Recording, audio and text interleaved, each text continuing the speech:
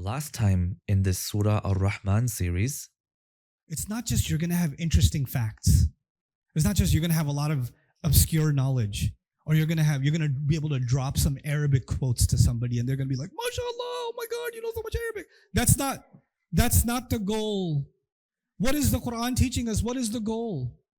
You're going to develop a real sense of balance. So when somebody is saying something out of balance, you can catch it and say, no, can't do that. And when you're doing something out of balance, you can catch yourself.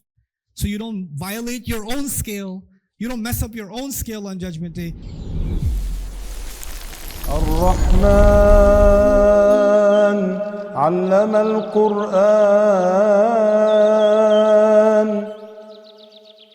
To help you follow along and reflect more deeply, we've created a companion workbook for this series. Download it at bayyina.com/Rahman. Alhamdulillahi Rabbil Alameen, wassalatu wassalamu ala Sayyidil Anbiya'i wal Mursaleen wa ala alihi wa sahbihi ajma'een. Amma ba'd, once again everyone, assalamu alaikum wa rahmatullahi wa barakatuh. The highest way, the greatest way of getting to know Allah through our bayan is getting to know Allah speaking Himself, introducing Himself, and really getting to know who Ar-Rahman is. The second greatest way to get to know Allah is to observe the balance and the scale of the universe and to try to live a life of balance. Then the third is what we're getting into now in ayahs 10, 11, and 12. وَالْأَرْضَ وَضَعَهَا لِلْأَنَامِ فِيهَا فَاكِهَةٌ وَالنَّخْلُ ذَاتُ الْأَكْمَامِ وَالْحَبُّ ذُو الْعَصْفِ وَالرَّيْحَانِ فَبِأَيِّ آلَاءِ رَبِّكُمَا تُكَذِّبَانِ. وَالْأَرْضَ وَضَعَهَا لِلْأَنَامِ, and the earth, He laid it down for all creatures. So the word anam, instead of going through the exhaustive commentary, I'll summarize what the Mufassirun have said here. The first thing they've talked about here is, He talked about the sky being raised, and now He's talking about the earth being laid down. So rising and bringing down, there's a contrast between the earth and the sky in the language that's being used. The other thing is, wada'a is the second usage. The first one was wada'a al-mizan, right? He laid down the scale. Now He's saying wada'aha lil-anam, a very different meaning now. Wada' this time means to humble, to put to service. خَفَضَ لَهُمْ جَعَلَ تَحْتَ أَقْدَامِهِمْ. And so Allah put this earth, laid it down, humbled it, lowered it, surrendered it for the benefit of anam. So what in the world is anam? Anam includes human beings. Anam includes all living animals. All species can be counted as part of Al-Anam. That's actually, and it comes from, it's related to the word numu in Arabic and nam in Arabic, which means growth. Anything that grows, anything that actually nurtures and moves can be part of Al-Anam. So Allah is now saying that the earth was made a place where all manner of species can find a habitat. There are animals that exist under sub-freezing temperatures. Allah created a habitat for them. There are animals that need dry climate. Allah created a habitat for them. There are animals that we don't even know exist that are at the bottom of the ocean. They're part of Anam, right? Where we've never even been able to reach. Our submarines can't go that low because they can't handle that kind of weight, right? And yet Allah created in this earth all kinds of creatures and laid out a rizq for all of them. But why talk about that when the subject was human beings? This is the point of contemplation here. That the tafsir of this ayah is very easy. He laid this earth down for all creatures to have a place to exist, to have nurturing, to have shelter, to have a habitat, right? But why do I need to know that? I need to know that because I'm going to compare myself to all of them. I'm going to compare myself to all of them. Did He give me what I need to survive on this planet? And did He give them? Yes, but He didn't just give, He gave them a means to survive. But He gave me much more than a means to survive. Like, Allah did not just provide me with protein and carbohydrates and essential sugars and fats, and I can just survive, right? Because I could have survived without an orange or a strawberry, and I could have survived without chicken, or there could have been, if you ever been in a hospital if you've ever had to been given like hospital food, right? Because you're about to go through some kind of surgery, or after surgery, they're providing you these nutrients with these shakes or whatever they give you, and it tastes like basically what your car tastes when it gets an oil change, right? But you're surviving. You're surviving because you're drinking that stuff, but it's disgusting. It's absolutely horrifying that you have to drink and consume that stuff, right? But actually, you didn't need good taste to survive. You didn't need to see something look good. Like, okay, we need protein, right?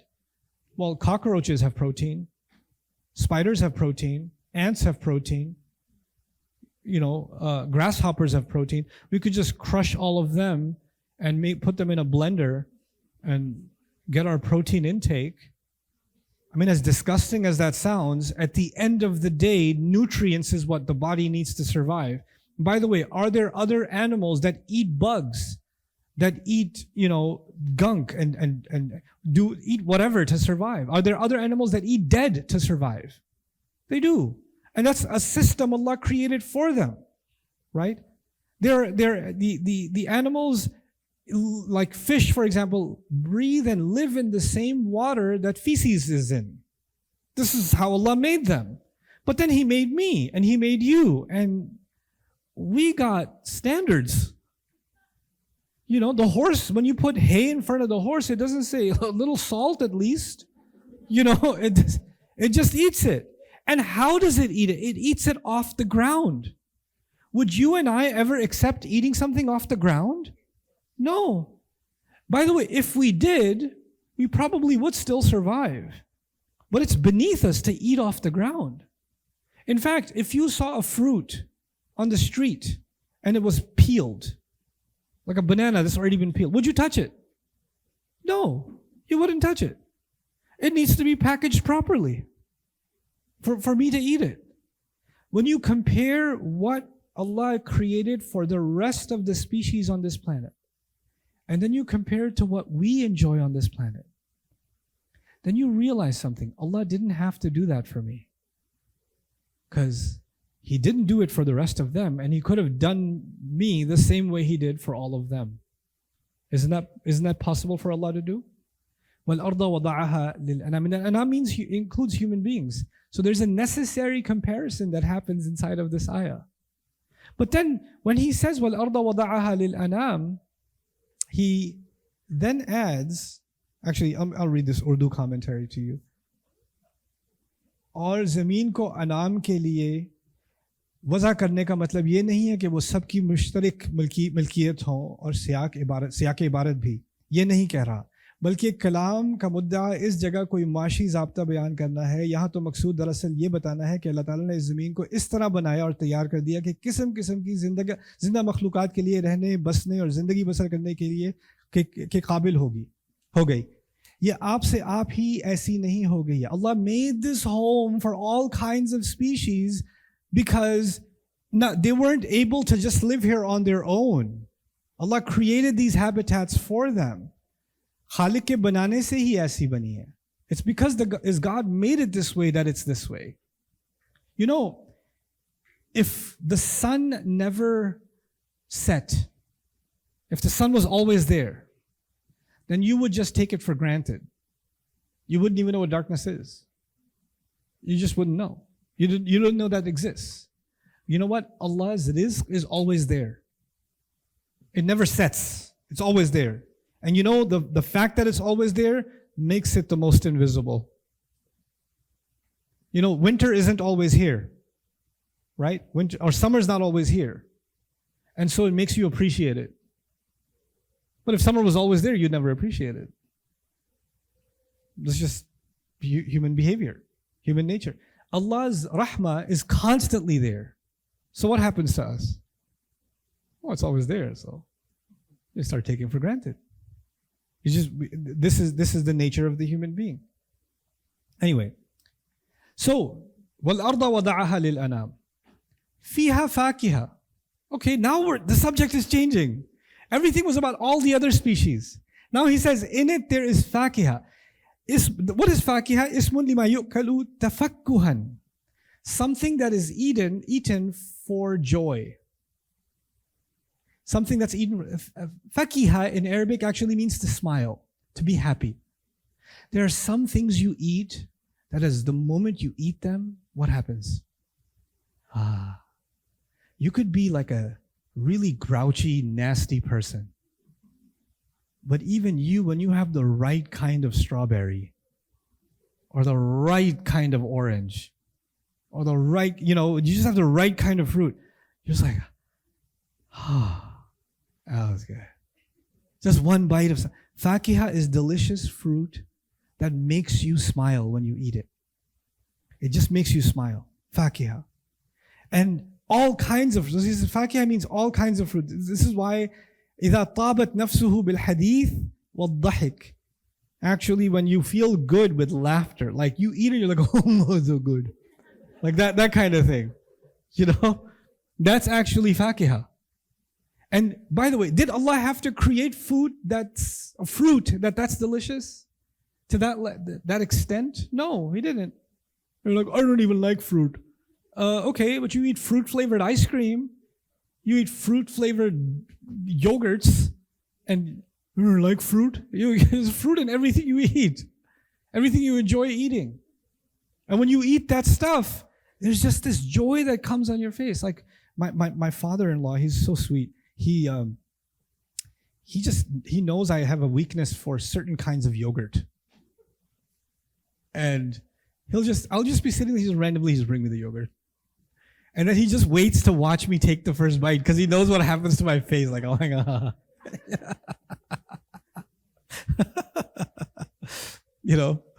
That's fakiha. And then he says, one nakhl. Okay, this is where things get really interesting. And he says, and palm trees. All kinds of fruit, not to mention palm trees. By the way, are we now only talking about survival, but are we adding joy to this now? So fakiha is about taste. Nakhl, palm tree, or date palm, is actually not just about taste, it's also about beauty.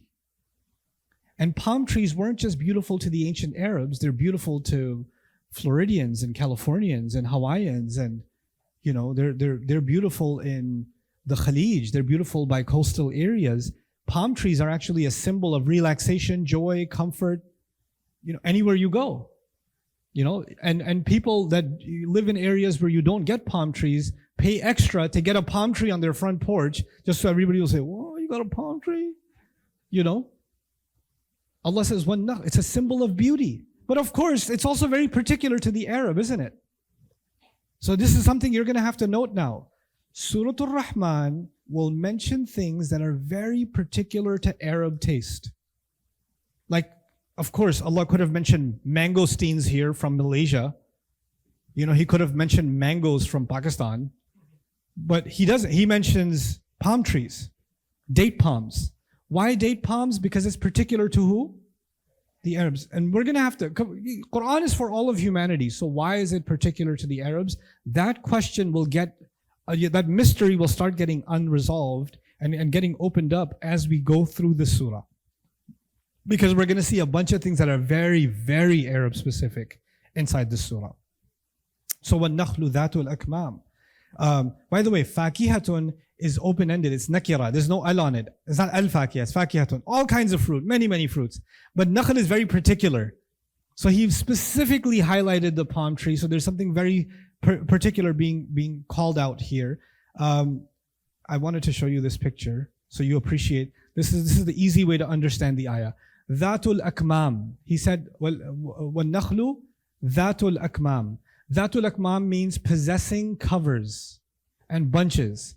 The date is not just, Allah created it in a way that the packaging of it is hanging and it's inside of a cover, and you peel the cover and then you eat the date. So Allah is highlighting in this ayah, He could have just said He made fruits for you to eat. But He said delicious fruit that makes you smile. Then He said, He could have just said He made palm trees. He said, no, palm trees that get filled with these bunches with covers on them, referring to the peel of the fruit. like the peel of the banana, the peel of the orange, the peel of the watermelon, right? Now, what do you know about those peels? Beautiful color, incredible smell, nutritional value for the earth, if not for you. You can throw the orange peel into the ground and it will feed the earth. If human beings make food too. We make like chocolate and wrappers, and if you eat a Snickers and you take the wrapper and throw it into the earth, what's it going to do? It's going to poison the earth. It's going to poison the ocean. You take an orange peel that Allah made, Allah's given candy, and you take the orange peel and you throw it on the earth, what's it going to do? It's going to feed and nourish the earth. Not to mention it has medicinal qualities, other usages. Even the peel has usages. And the idea of the peel, it's protected from bugs, it's protected from disease. You don't have to wash it because it's already been secured by Allah as a washed thing, right? Al-Akmam. Like, He didn't have to do that. He could have fed me like He feeds the horse. But He put it in such a beautiful way on a tree and He hung it like a gift for me to unwrap. As it ripens, وَالنَّخْلُ ذَاتُ الْأَكْمَامِ. All of this, now if you count what he just said, animals have all kinds of food, and however they survive. Human beings get to get fruit that they enjoy the taste of and unravel. They get to take it off of trees that themselves are beautiful. The packaging is beautiful. The colors are stunning and beautiful. I don't know if you guys do this, but it used to be a thing when I was younger, like 1830s. I don't know, this is a Pakistani thing. Maybe it's just a Pakistani thing. Our mothers, they love decorating their dinner table with plastic fruits. Like, what? God knows how many times I've bitten into a plastic green apple. Right? Plastic fruits, plastic plants, right? And of course, to top it all off, remote controls that are inside the plastic wrapping like it's protecting a crime scene. Like, but why do they do that? Because fruits themselves look what? They look beautiful. They look beautiful. وَالنَّخْلُ ذَاتُ الْأَكْمَامِ. Okay, well, if that wasn't enough, and by the way, I'll just read this commentary. وَوَصَفَ النَّخْلِ بِذَاتِ الْأَكْمَامِ. Allah described the palm tree with possessing these bunches and these covers. وَصْفٌ لِلتَّحْسِينِ. A description to add beauty, وَامْتِنَانٍ, and to show how much of a favor He's done to us. بِجَمَالِهِ وَحُسْنِهِ, with its beauty. وَلَكُمْ فِيهَا جَمَالٌ حِينَ تُرِحُونَ وَحِينَ تَسْرَحُونَ. And in it there is beauty for you when you relax and when you go about. فَامْتَنَّ بِمَنَافِعِهَا وَبِحُسْنِ مَنْظَرِهَا. So Allah is actually now reminding us of what out of His way He went to give us benefit, not just nutritional benefit, but also to look at something beautiful. Because human beings, they don't just want to eat food. The food's got to look good. The food's got to smell good. The food's got to taste good. We need all three. Nutrition is not even a concern. It's got to look good, it's got to smell good, it's got to taste good. So far, we've covered looks good. We've covered tastes good. Fakiha, right? There's still something missing. What's missing? وَالْحَبُّ ذُو الْعَصْفِ وَالرَّيْحَانِ. Ar-Rayhan is delicious, amazing smell, by the way. Ar-Rayhan. But we'll get to that. وَالْحَبُّ and grain. By the way, grain is the fundamental need of human civilization. But He didn't mention grain first. He mentioned delicious fruit first. Then He mentioned the favorite Arab fruit first, the second. And now He gets to the need. But even when He gets to the need, He could have just said, hub and grain. Grain is corn, grain is wheat, grain is barley. All of that is grain. And all of our breads and rice and all of that's coming from grain, right? So He could have just left it at that. But He says, dhul asf. Asf is, you see these covers that have to be peeled? But these covers, what's the purpose of these covers being peeled? مَتَاعًا لَكُمْ وَلِأَنْعَامِكُمْ. You can peel these covers off of the barley, off of the corn, and when you make a pile of that, then your animals come and eat that. So you didn't have to actually even prepare food for your animals. The hay, that the leftovers collected from this, the dried up leaves and the stalks that you clean up before you get your seeds and you get your grain, all of that goes into feeding your animals. Allah took care of you and your animals. Subhanallah. وَالْحَبُّ ذُو الْعَصْفِ. And then he adds وَالرَّيْحَانِ. So not just, and by the way, al-asf, by the way, is qushur al-taban. By the way, asifa is a wind also. Rihun asif, right? Asif. Why is it called a wind? Because actually it carries small bits and pieces with it. And these small bits and pieces that peel off of the grain that the animals eat, Allah is referring to them and saying, I even packaged every grain for you to protect it from the elements. And even when you throw this package down, it saves you tons of money and takes care of your animals. And then he adds rayhan. Now rayhan comes from rih. Rayhan is sighatul mubalagha from rih. Rih means wind or scent. Rayhan means things that have good scent. Things that have a pleasant scent are called rayhan. So now, we had covered before taste. It tastes good. It looks good. It's clean because it's been covered. And now what else has he added? It smells good. And you're like, I don't smell potato. If I go to a potato farm, I'm not going to smell a potato. I don't want to smell a carrot.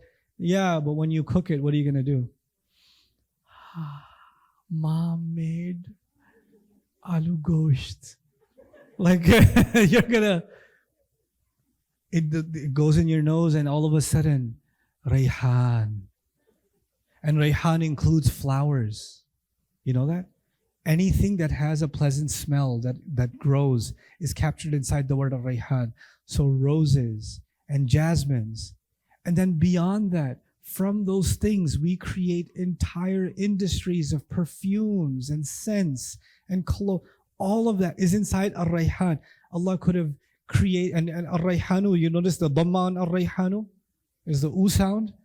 It's not وَالْحَبُّ ذُو الْعَصْفِ وَالرَّيْحَانِ. That's another qira'ah of the ayat, by the way. If that was the case, then the smell of the crop, the smell of the crop. But Ar-Rayhanu is all things that possess a wonderful smell. All things that possess a wonderful smell. Just the joy of smell that Allah created in this world. As I leave you for today, I just want you to note something. When he talked about the sky, he was talking about balance. But when he talked about the earth, he's talking about beauty. You notice the difference? The sky was about what? Balance. And the earth is about beauty. This is really important. And because from balance, you get a sense of responsibility. And from beauty, you just get appreciation. You get appreciation. You realize someone loves you to do this for you. Someone really went out of their way to do this for you. With the sky, you get to be in awe of Allah, afraid of Allah, mindful of Allah. And with the earth, you become in love with Allah, grateful to Allah, appreciative of Allah. There are two dimensions of our relationship with Allah. One of them is we have to fear Allah. We have to worry about the day of judgment. The other one is we have to love Allah and appreciate Allah. You see what Allah did? The khutbah for fearing Allah is in the sky. And being mindful of Allah, that khutbah is in the sky. And the khutbah of loving Allah and appreciating Allah and being grateful to Allah is where? On earth. And we live here in, subhanallah, everything you need to get to know Allah between the sky and the earth. وَالْحَبُّ ذُو الْعَصْفِ وَالرَّيْحَانِ. I mean, how can you deny God now? Which is why you're going to get the question next in tomorrow's discussion. فَبِأَيِّ آلَاءِ رَبِّكُمَا تُكَذِّبَانِ. How are you going to deny Allah now? Subhanallah. What a just an absolutely spectacular summary of the human being's journey to Allah in the opening of this surah.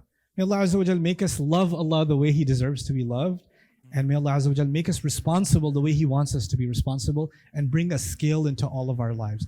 Barakallahu li wa lakum fil Qur'an al-Hakim wa nafa'ani wa iyyakum bil ayati wa dhikr al-Hakim. Coming up next time in this Surah Ar-Rahman series. What becomes very clear is that Allah is actually extremely angry with some people. You don't say these words. تُكَذِّبَانِ is not a kind word. It's a very scathing criticism. And I'm reminding you, in the previous surah, nations were destroyed because they did this act. كَذَّبَتْ كَذَّبَتْ كَذَّبَتْ كَذَّبُوا بِآيَاتِنَا كُلِّهَا. Aad, Thamud, the nation of Lut, the nation of Nuh all before them, and Fir'aun. All takdeeb was used for all of them. And in the beginning, when they denied the Prophet ﷺ, Allah says,